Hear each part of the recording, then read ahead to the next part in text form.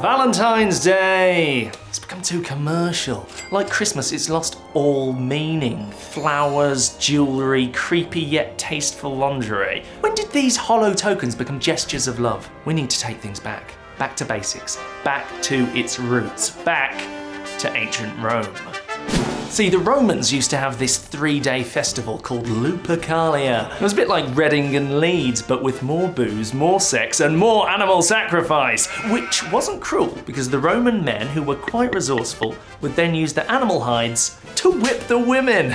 Sort of like if Christian Grey opened an abattoir. And the women loved it. Apparently they would line up to get spanked because they thought it would improve their fertility. Now you have to remember, this was at a time where women's life options were limited to childbirth and putting the dinner on. Not like today, where women are free to pursue a career in any job they want for less money than a man. But it wasn't all bad. They did have this very clever matchmaking system where the women's names would be pulled out of a jar at random to find out which man they'd be paired off with for the rest of the festival and potentially for the rest of their lives. It was a bit like Match.com, but easier, because you didn't have to faff around filling in your details or giving women a choice. Also around that time, Emperor Claudius II, who was a bit like the King of England for ancient Rome, was busy executing not one, but 2 St. Valentines. See, back then they had more St. Valentines than Sony has Spider-Man franchises, and legend has it that at least one of these St. Vals, not sure which one, maybe the one who liked Gwen Stacy, possibly the one who rode Seabiscuit,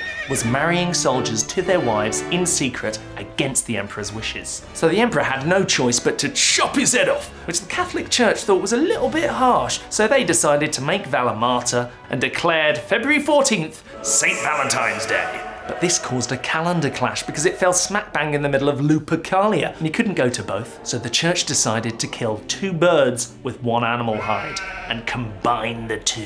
But then, the church-endorsed sex festival took a sickly sweet turn, thanks in part to the poetry of Geoffrey Chaucer, aka Paul Bettany in A Knight's Tale, and some random matey called Will.I.Am Shakespeare, who wrote all this gushy nonsense about how Valentine's Day should be all about romance and declarations of love. So suddenly, out went all the animal hides, and in came all of these soppy handmade paper cards, which spread around Europe faster than an 80s dance track.